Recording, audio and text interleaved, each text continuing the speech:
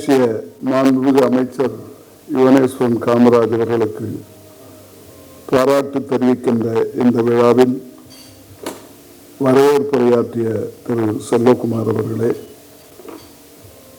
நோக்க உரையாற்றிய தமிழக வாழ்வு உரிமை கட்சியின் தலைவர் திரு வேல்முருகன் அவர்களே, சட்டமன்ற உறுப்பினர் அவர்களே, வருகை கொண்டுள்ள சிறப்பு அழைப்பாளர்களே, பெரியவர்களே, தாய்மார்களே, அனைவருக்கு வணக்கம். இந்த மலேசியா என்றாலே எனக்கு ரொம்ப பிடிக்கும். அதுக்கு முதல் காரணம், நான் வெளிநாட்டுக்கு 55 வருஷத்துக்கு முன்னால அந்த நாட்டுக்கு தான் போனேன். அது ஒரு காரணம். நான் எம்பியாக நாடாளுமன்ற உறுப்பினராக இருக்கும்போது காமன்வெல்த் பார்லிமெண்டரி கான்ஃபரன்ஸ் கோலாலம்பூரில் நடைபெற்றது. நாடாளுமன்றத்திலிருந்து என்னை அனுப்பினார்கள். தமிழ்நாடு சட்டமன்றத்திலிருந்து அப்போது சபாநாயகராக இருந்த அண்ணன் K.A. மதியழகன் அவர் வந்தார். இன்னும் கொஞ்சம் பேர்லாம் போனோம். ஏன்னா அந்த ஊருக்கு போன பொழுது அங்கே இருக்கிற 2 அமைச்சர்களை நான் சந்தித்தேன். இவர் தான் இப்போ பார்க்குறேன். நான் இவர் சின்ன வயசுலேயே வந்து வந்தார். அவங்கெல்லாம் வயதானவர்கள். ஆனால் அப்போது மலேசியன் இந்தியன் காங்கிரஸ் வந்து ஒரே கட்சி தான். தமிழர்கள் அனைவரும் ஒன்றாக இருந்த ஒரு கட்சி அது. அதனுடைய சார்பாக துன் சம்பந்தன் அவர்களும் துன் மாணிக்க வாசகம் அவர்களும் 2 அமைச்சர்களையும் நான் சந்தித்து பேசுகின்ற வாய்ப்பு 1971 எனக்கு கிடைத்தது. மலேசியாவுடைய வளர்ச்சியை அப்போதே நான் பார்த்தேன். அது மக்கள் தொகையில் என்னை விட குறைந்ததாக இருந்தாலும் பொருளாதாரத்தில் மிக நன்றாக வளர்ந்து வருகின்ற நாடு. அன்றைக்கே வளர்ந்திருந்தது. நான் போகும்போது நம்ம ஊரில் டெலிவிஷன் கிடையாது, நான் அங்கே டெலிவிஷன் இருந்தது. நான் டெலிவிஷன் முதல் பேட்டியே மலேசியாவில் தான் தொலைக்காட்சியில் நான் பேட்டி கொடுத்தேன். அங்கிருந்து நான் அதனுடைய வளர்ச்சியை பார்த்து வருகிறேன். ஒன்று நம் தமிழர்கள் முன்பை போல இல்லை, தனித்தனியாக இருக்கிறார்கள். செல்வகுமார் அந்த வேலையைத்தான் செய்து கொண்டிருக்கிறார். எல்லா தமிழர்களையும் ஒன்றாக சேர்க்க வேண்டும் என்று. அது அவ்வளவு சுலபமானதல்ல. தமிழன் என்றோர் இனம் உண்டு, தனியே அவர்க்கோர் குணம் உண்டுன்னு சொல்லுவோம். அது என்ன தனியாக குணம்னா தனித்தனியாக இருக்கிறது தான். ஒன்று சேர்றது அவ்வளவு சுலபம் இல்லை. ஆனாலும் இதையெல்லாம் மீறி தமிழர்களை ஒன்று சேர்ப்பதற்கு நடவடிக்கை எடுத்து இன்றைக்கு நம்முடைய அமைச்சரவர்கள் மாண்புமிகு அமைச்சரவர்களுக்கு பாராட்டு தெரிவிக்கின்ற இந்த விழாவில்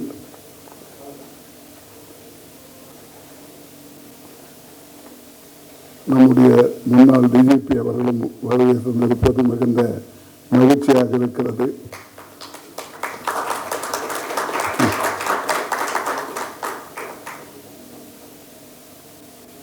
நான் குறிப்பிட்ட மாதிரி தமிழர்கள் உலகம் முழுவதும் இருக்கின்றோம்.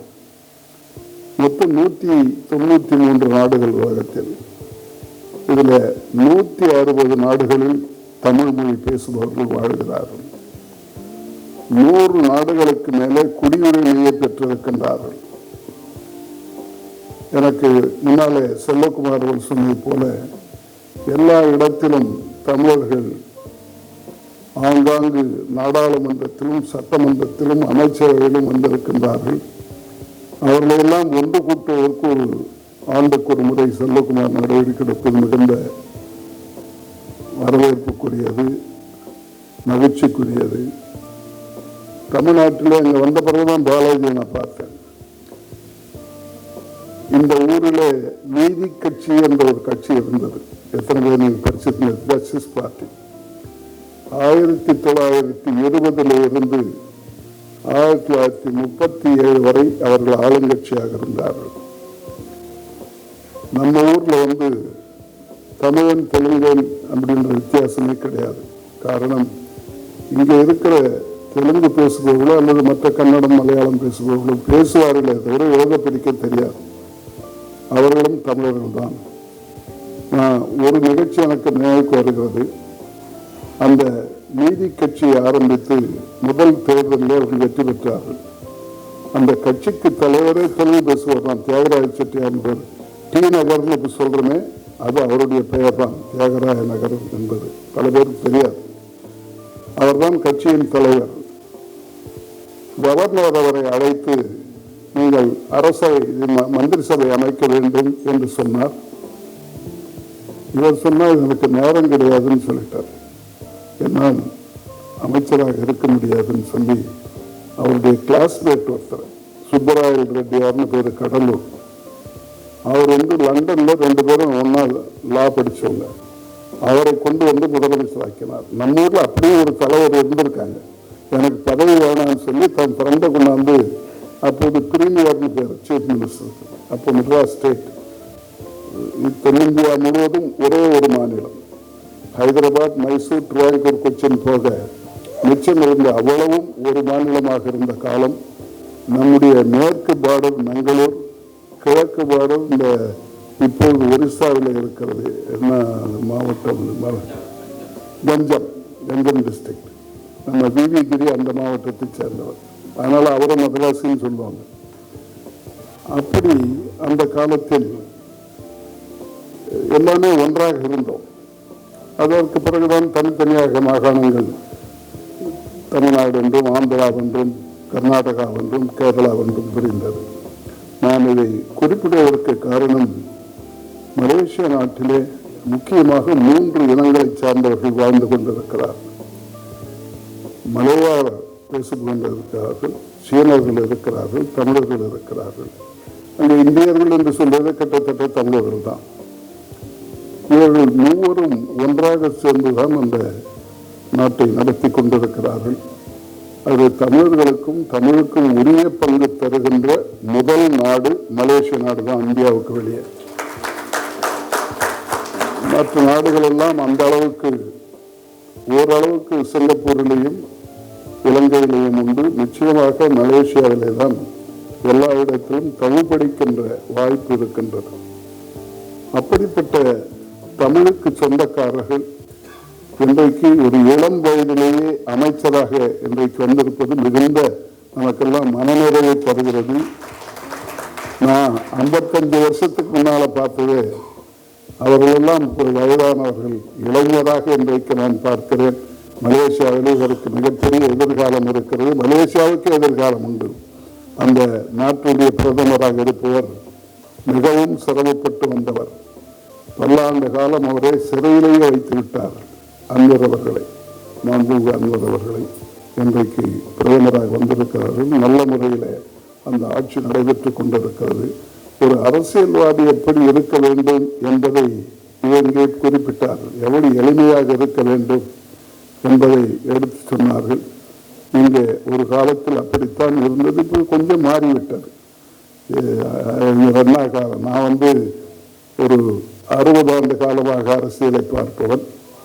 1967 அறிஞர் அண்ணா அவர்கள் என்னை நாடாளுமன்றத்துக்கு, லோக்சபாவுக்கு அனுப்பினார்கள். 27 வயது எனக்கு அப்போது. அவர் காலத்திலே முதன்முறையாக நாடாளுமன்ற உறுப்பினர். அவருடைய மறைவுக்கு பின்னாலே கலைஞர் கருணாநிதி அவர் காலத்திலே 2வது முறை நாடாளுமன்ற உறுப்பினர். அதற்கு பிறகு அதிமுகவிலே புரட்சித் தலைவர் எம்ஜிஆர் அவர்களோடு சட்டமன்ற உறுப்பினர் எம்எல்ஏவாக இருந்தேன்.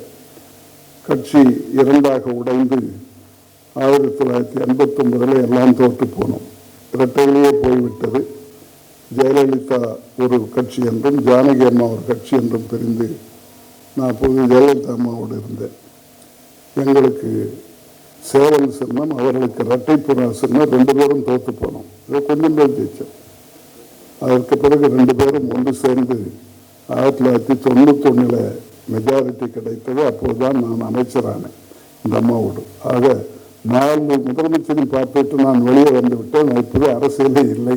96 அரசியல் கட்சியை விட்டுவிட்டேன். நான் அரசியலை விட முடியாது. காரணம், எல்லோரும் தொடர்பில் இருப்பவர்கள். இங்கே திரு வேல்முருகன் சொன்னதை போல எல்லா கட்சியோடும் எனக்கு நட்புண்டு. நான் கொஞ்சம் அந்த காலத்தில் பெரியார் அண்ணா என்ற அந்த வழியில் கொஞ்சம் அதிகமாக போய்விட்டவர்.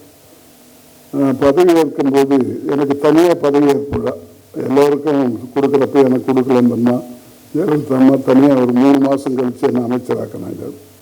நான் போய் பதவி ஏற்பு எடுக்கும்போது ரெண்டு பேரில் எடுக்கலாம். ஒன்று கடவுளின் பேரால் எடுக்கலாம், அல்லது மனசாட்சியின் பேரால் பதவி ஏற்கலாம்.